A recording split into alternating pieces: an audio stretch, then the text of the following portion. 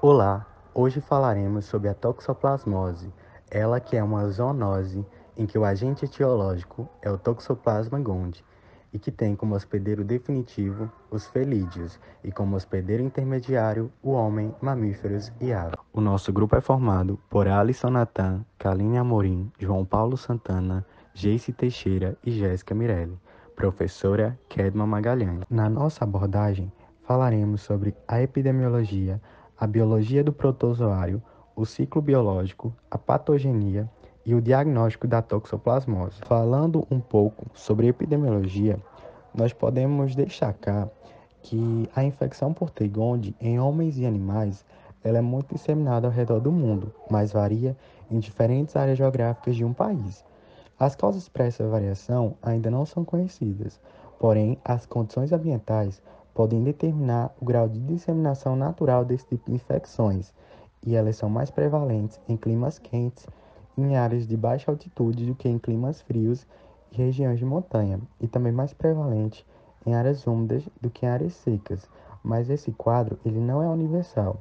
Isso provavelmente é relacionado à esporulação e à sobrevivência do oocisto no ambiente.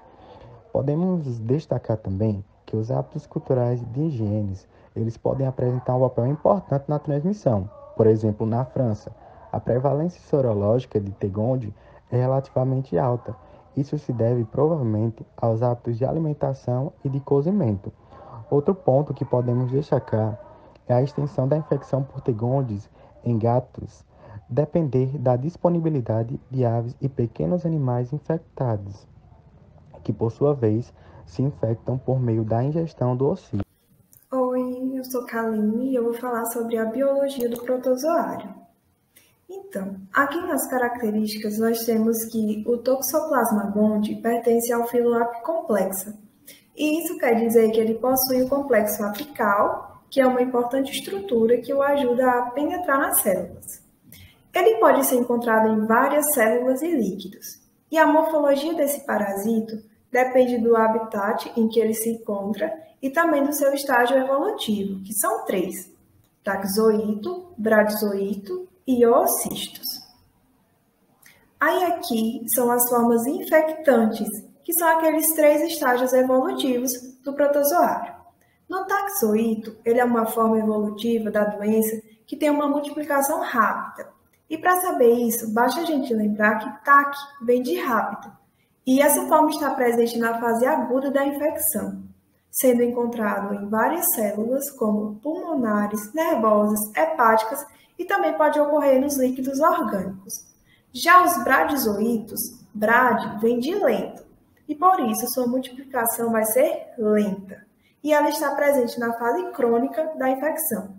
Ele é encontrado somente em tecidos, como por exemplo o muscular esquelético, o cardíaco, o nervoso e também o retiniano. Já o oocisto é uma forma de resistência aos fatores externos, sendo encontrados no meio ambiente e é produzido nas células intestinais dos felídeos que não são imunes, e eles são eliminados nas fezes ainda imaturos. No meio ambiente ocorre a esporulação, em que vai haver um aumento do volume do parasito e também a produção de esporozoítos em seu interior. E aqui nós também queremos lembrar que existe uma diferença entre oocisto e cisto. O cisto é encontrado nos tecidos como uma tentativa de resistir ao sistema imunológico do hospedeiro intermediário, enquanto o oocisto é a forma resistente que é encontrada no meio ambiente. E aqui nós trouxemos algumas imagens para ficar melhor ilustrado para vocês sobre a morfologia deles. Então, aqui na primeira imagem nós temos o taxoíto, que ele possui uma morfologia que é semelhante a uma banana, com a extremidade anterior mais afilada e a posterior mais arredondada. E aqui na segunda imagem nós temos o bradizoíto, que microscopicamente ele é visto como se fosse uma bolinha contendo alguns grânulos formando um cisto. Lembrando da diferença entre oocisto e cistos. E aqui na terceira imagem nós temos um oocisto. Oi, gente, eu sou Jéssica e eu fiquei com o ciclo biológico.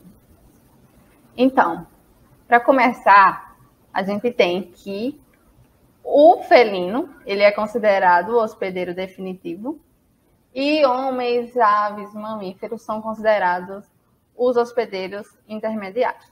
Deixa eu colocar aqui no slide para vocês verem. Então, aqui está o slide. O felino, ele, quando é infectado, ele pode eliminar fezes, que elimina o cisto imaturo, que logo vai se transformar em um esporulado. E aí, quando nós entramos em contato com o cisto esporulado por meio ambiente, ou então alimentos contaminados, aí a gente vai se tornar o hospedeiro intermediário, abrigando, né, a fase assexuada e dando início à infecção. O processo ele vai ser parecido quando a gente come alimento em hospedeiro infectado, como a carne de suíno ou então carneiros. E como esse ciclo biológico vai acontecer? Então, nessa imagem aqui, ela está explicando o ciclo biológico. E esse ciclo biológico ele vai dar início quando os felinos, eles, com o ato de ingerir carne, eles vão se alimentar de ratos infectados, que eles são considerados hospedeiros intermediários, que ingeriram fezes ou urina contaminadas por oocistos imaturos. Então, a partir desse momento, o felino, comendo rato, ele estará infectado. E aí ele vai se tornar um hospedeiro definitivo. E esse momento é o momento que começa a reprodução sexuada. E aí a parede dos cistos, ela é digerida. E aí ela vai liberar organismos infectantes na luz intestinal. E aí esses organismos, né, infectantes, eles vão penetrar na parede intestinal e eles vão se multiplicar rapidamente. E aí eles vão formar os taxoítos, que vão se espalhar por todos os órgãos do animal. Só que, ao mesmo tempo que isso ocorre, vai estar ocorrendo também simultaneamente outro ciclo, que é quando o parasita ele vai se reproduzir nas células da parede intestinal. E aí a gente vai chamar esse ciclo de enteroepitelial. E aí esse ciclo vai culminar na formação de oocistos, que eles vão ser excretados com as fezes. E aí, na medida que eles vão se produz essa resposta imune no gato, a eliminação de oocistos ela vai ser detida. E aí os taxoítas eles vão se reproduzir cada vez mais lentamente e vão se modular em brazoítos. E eles vão se organizar em cistos teciduais. E esses cistos eles vão estar localizados em diversos tecidos do corpo dos animais. Então, esse é o ciclo. E a principal porta de entrada do agente etiológico é oral. Só que, assim, de maneira rara, a gente pode acontecer pela mucosa do trato respiratório e a inoculação acidental na pele. Mas, assim, são bem raros. E aí, a partir disso, existem as 3 formas, né, de transmissão da toxoplasmose, que é a ingestão de oocisto esporulado. A gente tem também essa ingestão de oocisto esporulado, elas vão ser encontradas em alimentos contaminados. Água, solo, areia, enfim. E aí, a ingestão de cistos teciduais vão estar em carnes cruas ou mal cozidas, especialmente de suíno e carneiro. E a infecção de taxoítos vão ser por via transplacentária, que essa vai ocorrer, né, quando aproximadamente na 10ª semana de gestação, a gestante, né, ao entrar em contato com o alimento contaminado, com o brazoíto, ou então quando ela tem contato com o cisto esporulado, aí vai acabar contaminando o feto. E aí assim vai ocorrer, né, a contaminação congênita ou vertical. E foi esse o ciclo biológico. Olá pessoal, tudo bem? Meu nome é Alisson Natan e hoje iremos abordar sobre a patogenia da toxoplasmose. Nesse sentido, possuem 3 fatores básicos para influenciar na patogenia. A cepa do parasito, a resistência imunológica do indivíduo, ou seja, a capacidade do seu próprio corpo lutar contra o parasito e também o modo pelo qual ele foi infectado. Nesse contexto, a toxoplasmose apresenta 2 quadros, a congênita ou a pós-natal. A congênita, também chamada de pré-natal, ocorre, como o próprio nome já diz, durante o período da gravidez. Nesse sentido, para existir a toxoplasmose congênita, existe uma condição extremamente necessária, que é qual? A mãe está no período agudo da doença. Além disso, outros fatores também são primordiais, como o grau de exposição do feto, a capacidade imunológica da mãe e também o período de gestação. Como podemos verificar na nossa apresentação, O primeiro trimestre será caracterizado pelo aborto, ou seja, o feto que possuir a contaminação por toxoplasma ou parasitismo por toxoplasma do primeiro ao terceiro mês de gestação acabará em aborto. O segundo trimestre, ou seja, do terceiro ao sexto mês, a probabilidade de ocorrer partos prematuros é extremamente alta. Já no último trimestre da gravidez, ou seja, do sexto ao nono mês, o feto apresentará vários sinais e sintomas. Podemos destacar entre eles o comprometimento ganglionar generalizado, a hepatoesplenomegalia, que é o aumento do fígado e do baço. Podemos também verificar quadros de anemia, quadros de edema, miocardite, trombocitopenia, mas o mais importante, mais destacado, é as lesões oculares. E você pode me perguntar, Alisson, por que está destacado esse termo foco em roseta no parasitismo por toxoplasmose congênita? Vamos lá. Primeiramente, as lesões oculares, a gente vai ter um quadro de inflamação e degeneração nas estruturas da coroide e da retina, que irão provocar uma lesão caracterizada como foco em roseta. Além disso, vamos ter também microftalmia, nistagmo, estrabismo, catarata e irite. Ou seja, as lesões oculares são amplamente percebidas na toxoplasmose congênita no último trimestre de gravidez. Já a toxoplasmose pós-natal, ou seja, após o nascimento, teremos o quê? 5 áreas que serão afetadas de forma extremamente importante para o nosso conhecimento. Ganglionar, ou seja, os gânglios, serão afetados de forma crônica, podendo haver o comprometimento generalizado ou não, além também de ser a mais frequente, podendo também contribuir para os quadros febris. Além disso, pode ocorrer também uma complicação ocular derivada desse comprometimento ganglionar, como a uveíte e o foco em roseta, ou também a corioretinite. Além disso, no aspecto cutâneo ou exantemático, teremos erupções vermelhas devido à vasodilatação, que é rara e fatal no quadro de toxoplasmose. Contudo, é de extrema importância destacarmos também o Toxoplasma gondii quando afeta a região cérebroespinhal. Por quê? Porque ele promove quadros de cefaleia, dor de cabeça, febre, paralisia, perda de coordenação, confusão, convulsão, podendo também ocasionar quadros de coma e pré-coma, ou seja, letargia, aquele estado onde a gente fica sonolento, o estado popularmente conhecido como leso. Essa é a lesão característica ocular, o foco em roseta, o corioretinite, que pode ser comparada aos bocais de lâmpadas devido à sua semelhança. Enfim, essa estrutura circular que no meio possui essas colorações amarela, vermelha, que simularia os fios de instalação, o aparelho de instalação de lâmpadas. Bom, eu sou Geice e eu vou explicar um pouquinho sobre os diagnósticos. Bom, o diagnóstico clínico, ele é praticamente impossível na toxoplasmose do adulto. Então, porque ele pode ser assintomático e pode ter também sintomas indefinidos. E então, na toxoplasmose congênita ou neonatal, os sintomas são um pouco mais característicos, mas precisa também dessa confirmação laboratorial, não dependendo somente do diagnóstico clínico. Essa parasitemia, ela se observa na fase aguda da doença, e aí em exudados e no licor, os parasitos, eles podem ser pesquisados no sedimento após a centrifugação. Os toxoplasmas, eles podem ser vistos em cortes de tecido ou de órgãos que são corados pelo Giemsa. Nas infecções congênitas, os parasitas eles podem ser vistos em cortes de placentas.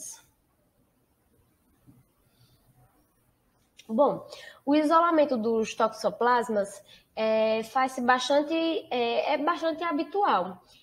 No caso, ocorre uma inoculação intraperitoneal do material suspeito em animais de laboratórios, que podem ser camundongos jovens, e aí examina esse exudato. E aí, depois de 6 a 10 dias, no caso. E caso continue sendo negativo, inocula em outros camundongos para fazer novamente essa avaliação.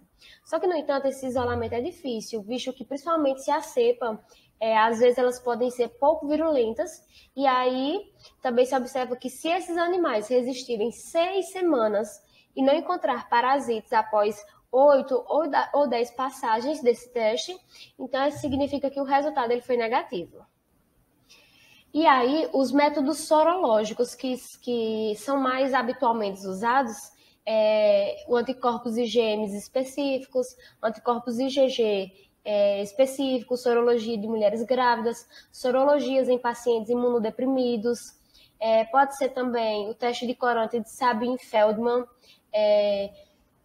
imunofluorescência indireta, hemaglutinação indireta e reação de fixação do complemento e também exames neurológicos. Vou explicar aqui um pouquinho rapidamente cada um deles. Os anticorpos IgM, eles são detectados mediante o ELISA, imunofluorescência indireta, e eles aparecem na primeira semana de infecção e geralmente tem seu pico dentro de um mês. O IgG específicos, eles podem ser detectados pelo teste de imunofluorescência indireta, reação de Sabin-Feldman, hemaglutinação indireta e reação de fixação do complemento. A sorologia em mulheres grávidas, o mais usado é a imunofluorescência indireta para IgM específicos. Só que recentemente tem sido empregado o teste imunoenzimático reverso para captura de IgM específico. A sorologia de imunodeprimidos utiliza-se o teste imunoenzimático reverso para captura de IgM específicos. O teste de corante de Sabin-Feldman foi o primeiro teste, só que devido a exigir toxoplasmas vivos, eles acabam sendo um pouco limitado o seu emprego, né? A imunofluorescência indireta, o teste mais usado, também devido à sua facilidade de execução, e aí acaba se tornando o mais utilizado. Hemaglutinação indireta, os anticorpos detectam-se, quando eles são detectados, aparecem tardiamente, né? Muito mais tardiamente do que os testes de corante. E reação de fixação revela anticorpos, que são os últimos a aparecer.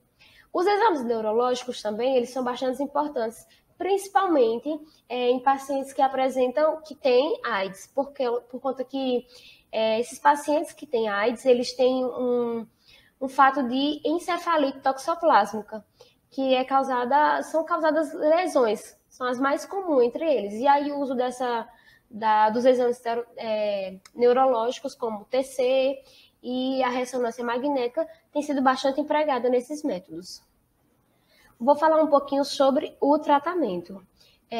Infelizmente, os estudos clínicos eles são insuficientes para que se possa fixar uma posologia e uma duração terapêutica para o tratamento da toxoplasmose. E aí, diante dessa situação, as drogas, os fármacos, né, as medidas terapêuticas, elas são pouco efetivas e são bastante tóxicas por conta das doses que são requeridas para fazer a eficácia desse tratamento, né?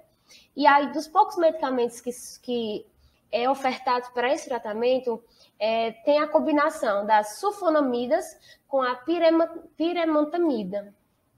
E aí, a quimioterapia também ela tem um caráter, sobretudo, supressivo, agindo sobre os toxoplasmas em fase proliferativa. Então, esse foi um pouquinho do tratamento e do diagnóstico da toxoplasmose.